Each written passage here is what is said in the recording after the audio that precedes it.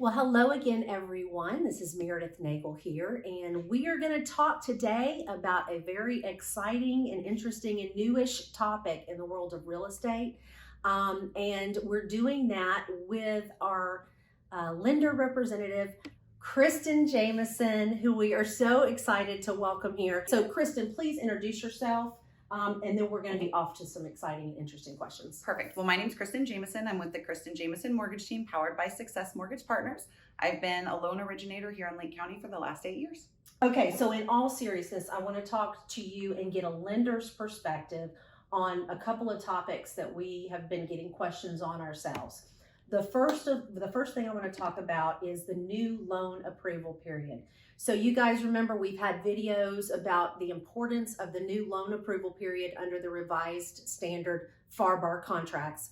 And we've talked about that the fallback is 30 days, and we've given lots of videos about what happens if you don't meet that 30-day requirement. More specifically, as to the loan portion, I want to know, can you get an appraisal done within the loan approval period, which is what is now required? Remember, guys, we used to wait for the appraisal to almost to the very end of the process, right? We'd make sure that the property was acceptable, all these things. The problem, of course, is you'd have a deal fall apart at the end. So the contract was changed, so those appraisals have to be done at the beginning. And I can tell you, when this first rolled out, Kristin, we were worried that lenders wouldn't be able to hit that getting an appraisal within 30 days. So talk to us and let me know, how is that working, and should we be scared? Can we meet those 30-day requirements if we work with you? Well, working with us, absolutely. We can meet the 30-day requirements, no problem. I'm actually contracted, no matter what, with our appraisals to have them in 10 business days. Okay, so let me stop you right there. Did y'all hear what she just said? She says, no matter what, she can get the appraisal done in 10 days. That's a big deal. Now, is there another option that's less than 10 days that we were talking about before we went on video? Well, yes. So another thing, especially if we have a conventional buyer, one of the things we can do is we run the file through automated underwriting based on the client situation. So I'm going to stop you there, because what you're talking about is things that you understand.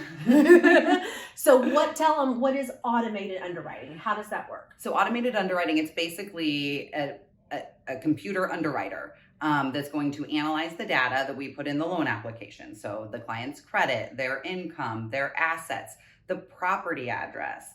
We put it all in and we run it. It's like a preliminary report before it gets submitted to the actual underwriter. Okay, so you're going to do this process, and then what can happen? This is exciting. So depending on the strength of the file on the borrower, oftentimes we're seeing appraisal waivers. Okay. Meaning, from a lending standpoint, we don't need one at all. Okay, did you guys hear that? An appraisal waiver. Now, you said depending on the file, what are the factors that those underwriting, really kind of computers, I'm guessing, what are the factors those computers are analyzing to decide whether the appraisal waiver can happen? So Fannie Mae and Freddie Mac, which are the government-sponsored entities that basically govern conventional mortgages. And so this is only available if you're doing Fannie or Freddie? Only available Fannie or Freddie, Which yes. is most of a lot. What's going on right now. Yeah, okay. So if you're Fannie Freddie, go ahead, keep going. So they've collected appraisal data for the last 15 years on homes in the area. So they know a lot about the homes, whether we like it or not. They've just, market statistics, they've been collecting it. And another thing they watch is borrowers whose loans perform, meaning they're not going to default. So they have like criteria, like certain people at certain income levels, certain debt to income ratio levels, they get an idea of whether they think they're going to default. Correct. And so if they think that there's not a lot of chance of default, they really don't care about whether the house is appraises or not, right? They don't think they're going to get it back in their portfolio, right? That borrower is going to perform. Now, do they keep data on like subdivisions? Like, is there some magic somewhere where they think, oh, Kings Ridge is usually about this much? I mean, I know that sounds like a dumb question, but these are the things we ask ourselves. Well, absolutely. Geographically matters. I mean, we don't see appraisal waivers as much in South Florida as we do here in Central Florida. Those 10 loans, I mean, the higher price loans, higher risk of default, it's geographically, it definitely matters. So it is true then, in some, maybe the chance of foreclosure in Kings Ridge is much less than someplace in South Florida, based on this 15 years worth of data that you talked about. Okay, so if somebody is able to get this appraisal waiver, here's what's really exciting. what can you do for them even before they put the offer in that makes that offer really strong? So we can run the file to learn, to make sure we got the appraisal waiver. And we can run 2 different systems, because we can run Fannie's system and we can run Freddie's system. Okay. Sometimes one gives it and the other one doesn't. So they've collected their own data. Okay. But then we can provide that report to the buyer and the buyer's agent to submit with their offer, in hopes of getting it accepted, because it's super hard right now to get an offer accepted. Right. So a buyer working with your company, then they can go get this report run. If everything works out as we hope it would, they can actually present their offer telling the seller, hey, you don't have to worry about us hitting this appraisal deadline, because we don't even have to have an appraisal. Exactly. Oh, wow. And so then that means, I think, that we also don't have to worry that it would appraise too little. Exactly. Because there's no appraisal There's at all. no appraisal. So it's not even just an issue of the timing within the 30 days. Yes. It's also an issue of the seller doesn't have to worry that his deal's going to fall apart because the house isn't going to appraise. Exactly. Okay. You guys, are you hearing this? Imagine how much stronger your offer is going to be if you've worked with Kristin's team. She's been able to determine that you're not going to have a appraisal at all, and they can submit this information from her company with your offer. So now the seller's balancing your offer against someone else, and the seller knows with your offer, he doesn't have to worry about appraisal at all, much less whether that's going to get done in time. I mean, that's huge. Well, and another part of that automated underwriting, it's basically a checklist. As long as we can provide all of those things, then the loan gets clear to close. So if that's all been done and documents have been verified, that loan approval period, we can probably make that as short as 10 to 15 total days. So that can give your buyer real comfort. So not only are they not going to have to worry that the property will appraise, it will also let them know the whole loan's going to go through, Mm-hmm. and they can know that before 30 days into the contract. Exactly. And conversely, if they're not going to work out, they're going to know that early too. Exactly. And that's, as those of you who represent buyers, and some of you buyers have been in this situation before, you put a house under contract, you're super excited, you're already dreaming of living there, and you find out 45 days into the process that your dream's going to fail. You're going to be able to help them both ways.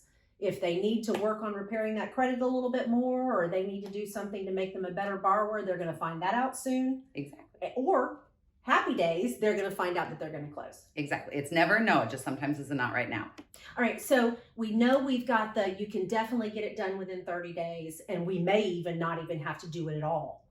If you have to if you're going through this underwriting and they're not lucky enough to waive the appraisal altogether, then how long are we looking at for the appraisal itself? So we have contracts with local appraisals. I have my appraisers. I have my own panel. So no matter what, I can have an appraisal back within 10 business days. Now, 10 business days, but there's also something better.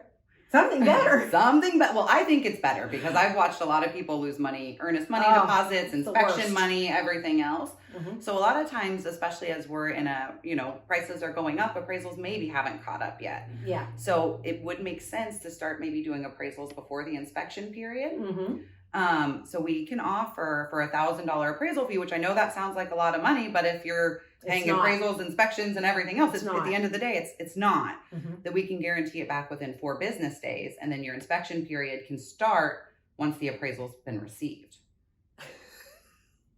This is shocking to me, you guys.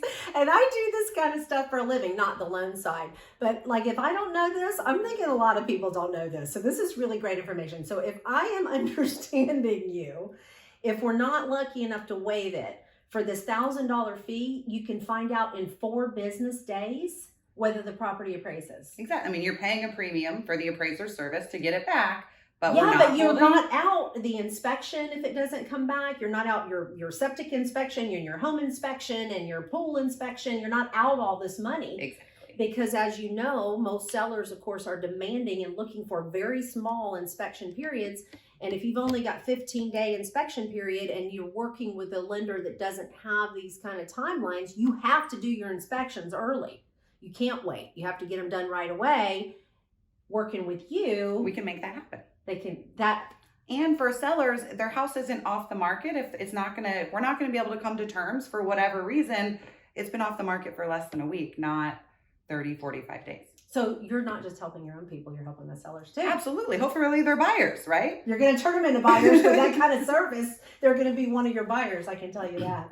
Okay, so this is wonderful. I always say to clients, every presentations that I make, anytime I have an opportunity, I emphasize the importance of working with a local lender. And I tell you guys this stuff because I know what I'm talking about, and I don't have a dog in the fight. When I tell you you need to use a local lender, I'm doing that for no reason than my experience. I don't have a business referral relationship with local lenders. I don't get any money for giving you guys that advice. I give you that advice because of the tremendous volume of closings that we have and the difference we see between those loans that are closed with someone local and those loans that are closed with one of these national lenders.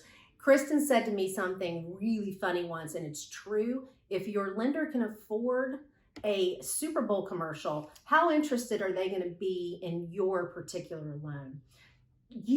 That's kind of my pitch. What is your pitch about why local lending is so important? Well, I mean, there's that aspect. So they're going to make their money regardless. Our industry is we're so regulated. All lenders are going to be within an eighth of a percent to 1/4% in interest rate. And that's what everybody's really looking for. But if your lender is going to make you lose your earnest money deposit, not understand Florida doc stamps, owner's title policy, homestead guidelines, Florida's its own beast. It really is, you guys. It truly is its own beast. And so if they don't know all of those things, their buyers are at risk and nobody's going to be there to help them. If I'm not there to help them, I'm walking through the grocery store like this. Yeah, and that's the piece that we didn't really touch on when I pitched the local lenders. Thank you so much. Thanks for having me. If you guys are interested in Kristin, how can people find you? So we're the Kristin Jamieson mortgage team. Our office and phone how do you number spell Jamieson? Because it's go ahead. defies all the rules of the English language. Yes. JAMIESON. But the office phone number is 352-242-1535. We've got somebody there all the time. And what is your web address if somebody wants to go check you out right now?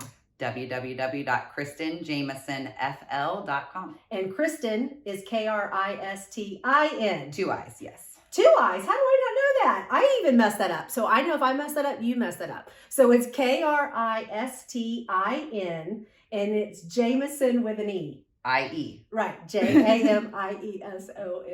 Wonderful. Yes. Thank you so much for coming. Thank you again for having me. The whole purpose of these videos is exactly what you've seen here today, to try to give you some information that makes it helpful for you in your real estate practice and helpful for those of you that are buying and selling houses. So I hope we've accomplished that today. As usual, if you have any questions about anything we've talked about today or anything related to real estate law, real estate closings, anything of that nature, please give me a call. I'd be glad to help you out. My number is 352-394-7408. I'm always available to answer questions. Thank you. Thank you, lady. And those of you who are not sure whether you're going to qualify, don't forget what she told you. For free, you can make an application. And if you need help, she's going to give you direction on how to do that, what you need to do to try to repair or get yourself in a situation to prove to a lender that you can make a payment. Absolutely. I often tell my self-employed clients, while there are many, many benefits of being self-employed, sometimes when you go to get a loan, it can be very difficult. But you can work that through them ahead of time. Absolutely. All right, fantastic. Thank you guys again for your time, and happy buying and selling.